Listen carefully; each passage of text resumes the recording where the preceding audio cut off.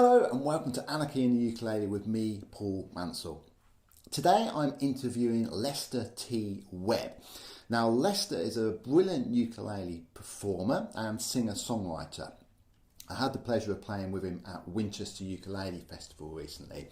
And he's got a new album out called Never Sinking Sun that is available on his Bandcamp page. It's a really good ukulele album and singer-songwriter album as well.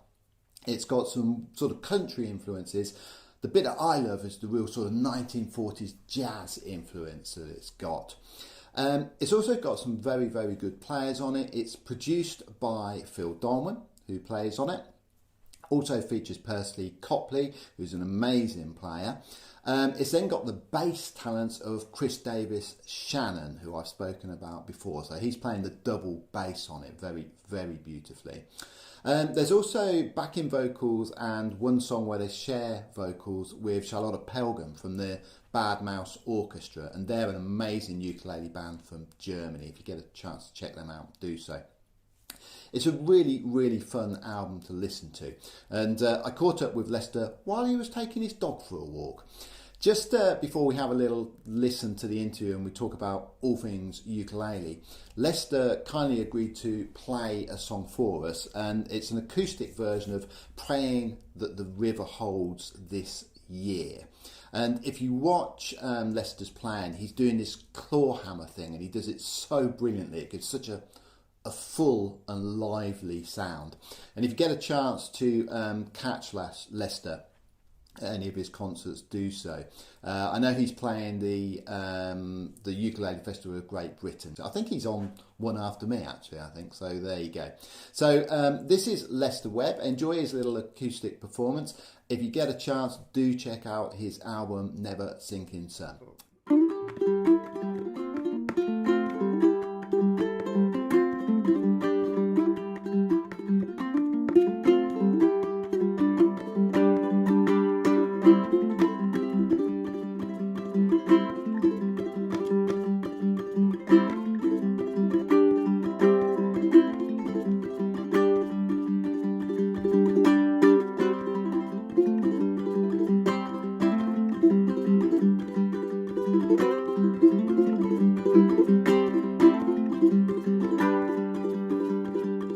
Well, the lost man can't tell between a demon or a savior. Had the words of faith from which to turn. It was the faith I placed in her. And I'm praying that the riverbank holds this year. The storm blows like the last. Every step I made this year, I'm tapping on the compass glass.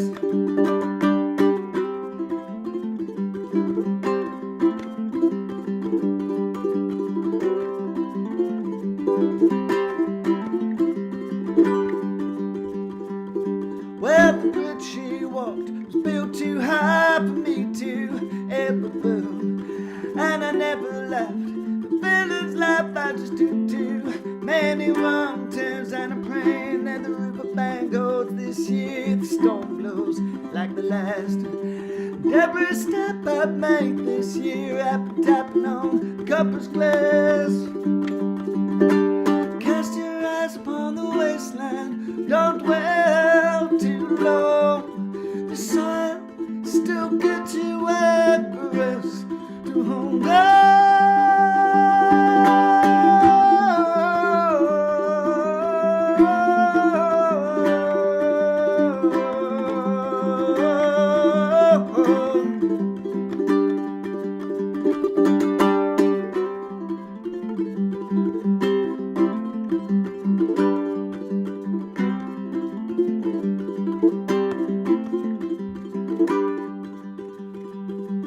Well, the secret to a long life is to sing an honest song. To love as well as the one you love, to love where you belong. And I'm praying that the riverbank holds this year. The storm blows like the last. And every step I've made this year, I've been tapping on compass glass. And I'm praying that the riverbank holds this year. The storm blows like the last.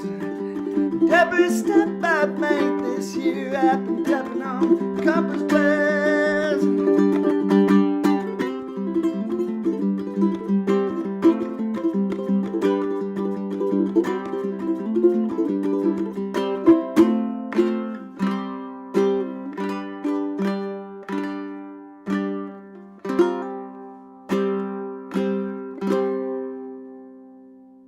Hello everybody, welcome to Anarchy in the Ukulele with me, Paul Mansell. Today we have a very special guest that I'm really looking forward to chatting to. We have Lester Webb with us. Hello Lester, how are we doing? Morning. Yeah, I'm good. How are you? Really good. It's looking nice and sunny where you are, mate. Oh, it's beautiful. Yeah, nothing like the outdoors. Brilliant. So thank you for coming on.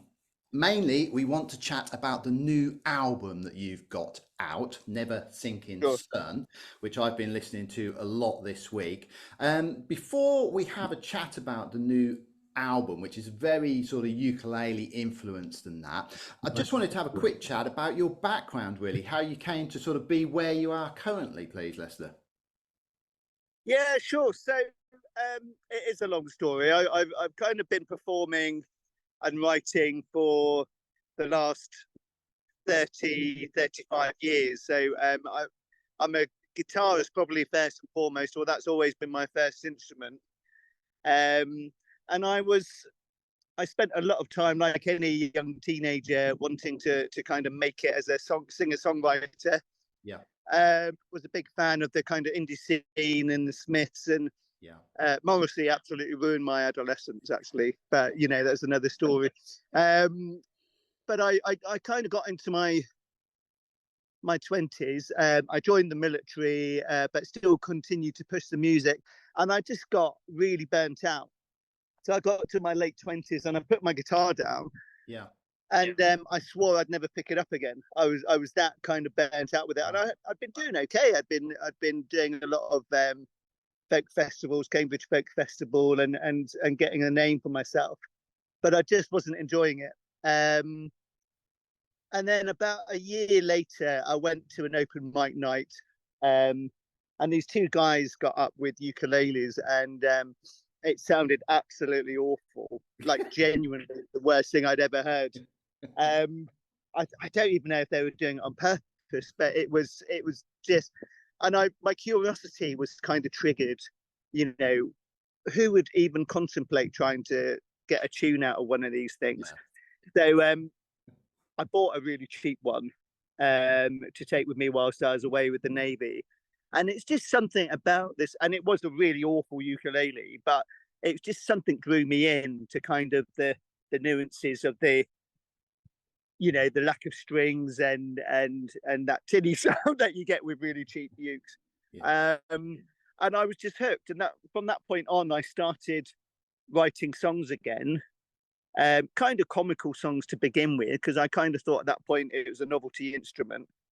And then, like anyone else, I came across Jake Shimabukuro and James Hill, and I was kind of blown away. And Stephen Scroat as well, and Crabbers kind of got me into the idea that you can write songs on these things.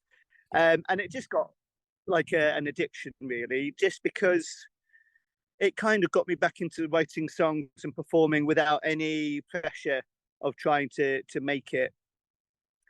And I just found my performances on stage started to improve quite a lot, because you can't hide behind a ukulele at all. The moment you get up there in front of a mic, you've either got to give it your all or kind of give up, really. So especially when you're doing technical stuff. So it's just kind of stuck with me, and I've gotten more work for the uke, and I've written my best songs on the ukulele. If you write a song on a uke and it works, it'll work on any instrument. Yeah. So and I think you just get sucked in, and there's lots of, I've met so many good friends, made so many good friends and actually the album that I've just released, Never Sinking Sun, is really a culmination of the friendships I've made in the youth world, really. I'm so pleased with it, if only for that fact. Yeah, we'll come on to talk about that in a minute. It's interesting that you talk about the Smiths, because old Matt Warnes, he's like one of the nicest guys you could meet, but his music taste is very similar. Really that kind of Smiths, he liked Cigarettes After Sex and things like that, the Yeah, really dour stuff. But then it's yeah, funny that it leads you to writing on the world's most cheerful instrument. But having said that, yeah, if you go back to the Smiths, there's a Smiths. Did you know the Smiths song "I Won't Share You"? It was yeah, on yeah, yeah. Strange Race. I always wonder if that was on a uke or if it's just on a guitar with a very high capo. Well, Johnny Marr loved. I studied his guitaring for a long time because he's a real hero of mine, Yeah, and he did a lot of capos high up, and he also did a lot of kind of playing up the above the nut. yeah. So excuse my dog, who's a bit of an attention seeker at the minute. Um, so yeah, yeah, good question. I'll have to revisit it. I haven't listened to that album for years. Actually, it's my favourite Smiths album. Actually, Oh, although it's controversial. critiques obscenities worse. Yeah, yeah, absolutely. Yeah, but I'll be even more controversial and say that my favourite is Hatful of Hollow. Oh yeah, that's a great, great Um, album. Yeah, I'm sure someone will say it's a compilation, not even an album. But there you go. yeah. It's got the John Peel sessions on it, like, and it's got Most of their albums are compilations, aren't they? Yeah, yeah, it's got the definitive version of this charming man on it. So yeah, I yeah, think you and absolutely. me would have very similar music tastes, which is always good. So Yeah, let's have a chat about the album. Interestingly, having heard your background, I hear very little influence of indie on there. no, I, no, I do hear some Neil Young on there. yeah. So Definitely Neil Young influence. my for a long time I was really folky, and I always got the feeling I'd never found my voice, and weirdly enough, years ago, I watched Toy Story like any other good discerning film critic, and I got switched on to Randy Newman Yeah, a bit, and a while later, he's always been a bit of an influence, but through COVID.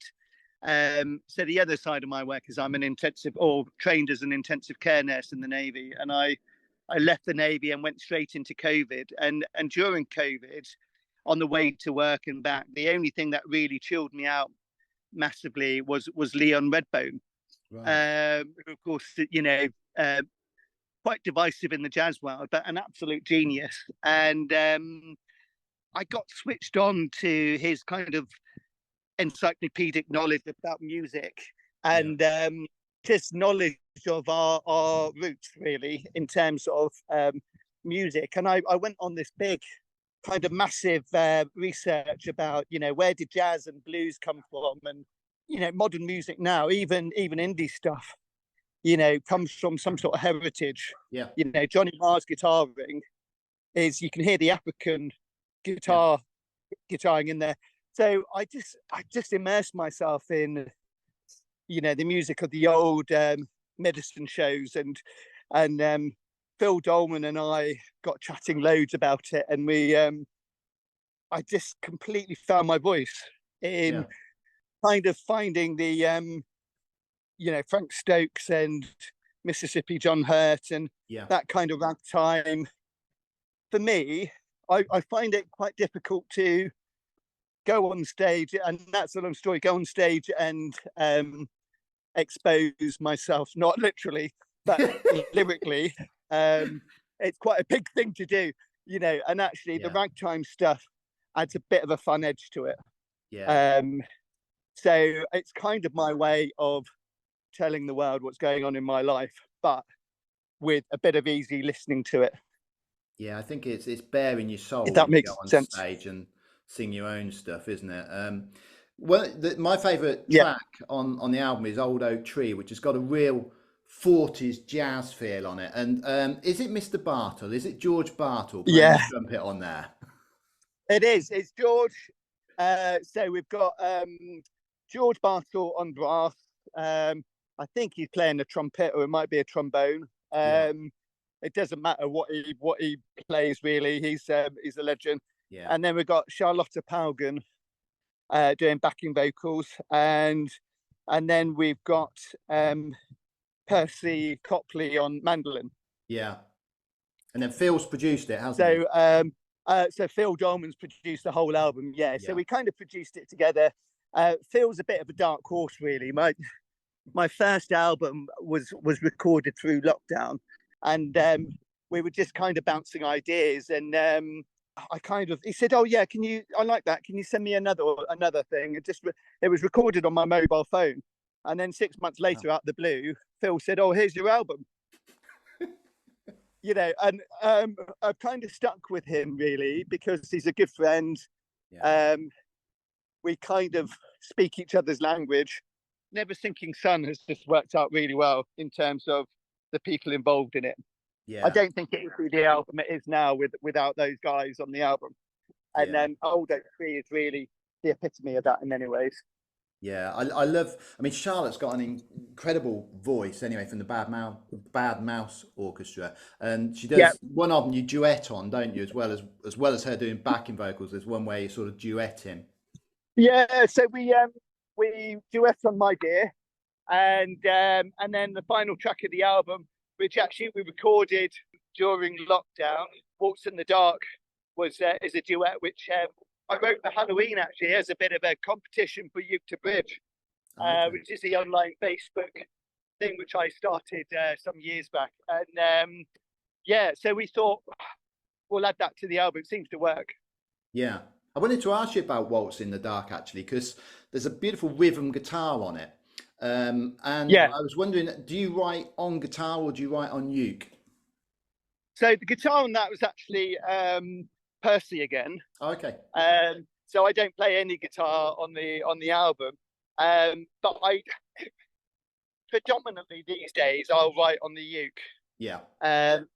It really, to be honest, I pick up the uke and the guitar about equal amounts. Yeah. So I'm tempted to release a guitar album soon with similar songs, but yeah, I don't know really. I just whatever instruments there Yeah. and whichever way I feel inspired to, I just pick up and write on it. Really, I feel very blessed that I can do that with different instruments. Yeah. Something I like to ask people, I remember asking Phil Dolman this. Are you a lyrics or a music man first? Phil said he sort of noodled until he came up with something, which I think is the best way to do things. But do you start specifically with one or the other? Again, no, I don't have any hard and fast rules. This is why I don't do workshops that often, because I'm diagnosed with ADHD, which is why my songwriting approach is completely chaotic. Yeah, yeah, just do what sounds good. Who's on If, which Yeah, sounds like it could be straight off yeah, of the Deliverance soundtrack. Is that Percy doing five-string yeah, banjo on that? yeah. No, Percy has really put his. I actually, I was almost tempted to not make it a solo album and make it a kind of duet album because Percy's mark on it, in fact, all of the guys' marks on it is so prominent, and maybe I'm doing myself a disservice. I don't know if it would be the album it is without them. Right. But yeah, Percy is multi-instrumentalist, Yeah, very, very well respected yeah, bluegrass player, guitarist. So I've been very lucky. If it was anyone else, it probably would have cost me millions to get them involved. yeah, But yeah, as it was just a curry and a beer, which worked out quite well. So yeah, he plays banjo on that song and plays it very well. yeah. Brilliant. And then you've got the amazing Chris Davis Shannon, who I had the pleasure of doing a gig Uh, with last week, actually. And yeah. what a great double. Well, I mean, he's a great ukulele player, but what a great double bass player he is. Well, as I said, yeah, I apologies to Chris. I missed him out on the first when I said he was on the album, but Chris, yeah, he's a quite a quiet chap and unassuming, but he's just a phenomenal talent, Yeah, and a real inspiration. We kind of sing on the same song sheet in terms of our taste in music. yeah. So it's just a no-brainer, and we're planning on doing some work together in the year at some point. We're a bit geographically challenged at the minute, but now Yeah. he's on the right side of the pond, hopefully. Yeah, he's got a vast knowledge of music as well. Like Oh, his it's jazz knowledge unbelievable. is scary. Yeah, When I did the and gig he with him, looks so cool. yeah, oh yeah. The trouble with sharing the stage with Chris is A, he's a brilliant musician, and B, he's much cooler than any of us. Um, Yeah, so yeah, I mean, anyone who can get up and sing a song whilst playing double bass just double Yeah, bass and sing a yeah, song, you know, that to me is pretty talented. yeah, absolutely. So let's talk about ukuleles. What ukuleles appear on the album? Sort of give us makes and sizes. Hit me with some Oh facts. gosh, right, okay. Well, weirdly enough, up until a short while ago, I played solely soprano ukuleles. Okay. And then and I to this day I love it's my favorite size of ukulele, but I just found for performing concert size or tenor size, this gave me a bit more of a comfort zone in terms of doing the more fiddly stuff. So for the album, there's a mix really. So Old Oak Tree is played on a soprano Wunderkammer Ike. Ah, that's the Um, one that Chris uses, isn't it? The Wunderkammer. yeah, that's right. Yeah. Yeah. Amazing instruments, and I unfortunately sold it a while back. Ah. Like all ukulele players, you know, we're terrible at keeping hold Yeah. You never own of them. our You're just a instruments. custodian. Exactly, yeah, it's like adopting dogs, isn't it? Yeah. So Yeah. yeah, so and then I've got a John Kinnard concert ukulele, which is my main performing uke, which I play on a lot of the a lot on this album. But the more fiddly kind of bluegrassy stuff I'm playing on a Martin TK1 or T1K, whatever Okay. Yeah. it's called. So yeah, a Koa tenor uke, which just seemed to work really well. Yeah. Okay. Fantastic. And they're all nylon strings, are they, that you're playing? Oh yeah. I'm a bit of a purist. Yeah. Why not? Well, Why not? fluorocarbon, yeah. Yeah. Is the album going to come out on CD, or are you just doing it streaming? So at the minute it's just streaming, Yeah. but I've kind of done it all on a bit of a budget. Yeah. And like any person who enjoys the world of adulting, there's always something, you know, your children need over. So, you know, financially. So the plan is to probably bring some CDs with me to ukulele festivals in 2025. Brilliant. There's a bit of a balance because not many people buy CDs these days. Yeah. And I know with my first album, I printed off quite a few and put quite a lot of money into it. And I, at the end of the, you know, in the end, I don't know if it's a reflection of the album. I started giving them away at uke festivals because people just weren't buying them, Yeah. and they seem to. I probably just admitted that my first album's crap, but I don't you I know, know. I think it's a reflection on the market because I remember Phil. You know, he said a while ago he put a post up saying he was just going to get rid of all his CDs. And you know, Phil's yeah, album's yeah, great, but it's a you know people don't want them now. You know, you sell 50 if you're yeah, lucky. So it's very it's hard. It's a shame, but that's the way it yeah, goes. Where can yeah. people sort of see you in the future? What gigs have you got coming up? So I'm coming up to. I've got ukulele festival of Great Britain, and then that's kind of for me the end of the ukulele festival Yeah, season. I'm not booked into anymore. I gig relatively regularly in Plymouth, and we're planning on with a few of the guys on the album. Hopefully, around October time, we're going to be doing some gigs up north, but it's all up in the air at the minute. But yeah, now's the kind of time to start booking for uke festivals next year. So yeah. hopefully 2025 is going to be fairly busy. Percy and I are planning to tour, um, Brilliant. and Chris and I are hoping to do some stuff as well. So Oh, that'd be yeah, amazing. I'd love to see that. Yeah, yeah. I mean, if you could get Phil, Percy, Chris, and you in a band, that would be a band that I wouldn't want to miss. yeah.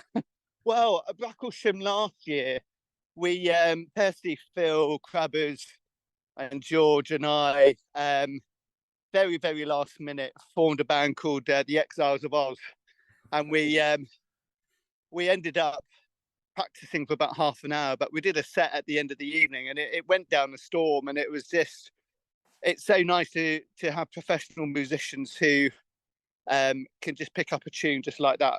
Yeah, George is phenomenal. He'll just play anything on piano, any instrument. He's one of them annoying people actually that can just play anything. Yeah, yeah. We were at Galway together. So Percy and I did a set at Galway with Never Sinking Sun songs, but we ended up jamming in a pub with Dead Man's Uke and George and Mandy. Yeah. And myself on harmonica and Percy on mandolin. And we were squeezed into this very, very Irish pub. There's probably about 150 people in this small room, smaller than my living room. And we all got COVID from it, I think. But it was amazing. It was just this. Everyone was so relaxed, and we just played probably the best music we played in a long time. It's brilliant. But George is phenomenal. Yeah, and Mandy's got such an amazing voice as well, and such a great vibe. I mean, those two are just brilliant together, aren't they? So, yeah. No, absolutely. Yeah. So let's push this album. Where can people listen to it? Because I mean, you very, very kindly sent it to me. I had the luxury of hearing it in Winchester, a lot of it, and I really liked it. And then you sent it to me. And funny enough, me and Chris were chatting about it, saying how much we both genuinely liked it. So where can people go and hear it? So as we've said, it's only online at the minute. So there's a Lester T Webb page on Bandcamp. Yeah. Where you can download Never Sinking Sun, but also my first album, The Night Brings the Best Advice. And I've done lots of other songs over the years, which you can download. I think you can download the whole lot for about 10 quid, which is a bargain, if you like my stuff. And then I'm on every other streaming service, really. I've kind of sold my soul a little bit to Spotify, but that's the way we get our music out these days. So so Spotify, Amazon, Apple, iTunes. Brilliant. So are you going to be doing much of the album at the Ukulele Festival of Great Britain? What day are you on? Are you on a Saturday? I'm on a Saturday at I think about 1:30. Oh, you're on before me. You must be before me then, because I'm on at 1:50. So. Oh, hang on. No, so I'm on after you, and then before Victoria Vox. Oh, maybe so whatever time that is. Yeah, no, I probably got my time wrong. I always get my timings wrong. So so we'll catch up properly then. Yeah, definitely. Well, it's been fantastic chatting to you. Thank you so much for telling us all about the album. Thanks for everybody for watching. Do go out and check out Lester Webb's album, Never Sinking Sun. Thanks very much for watching Anarchy in the Ukulele.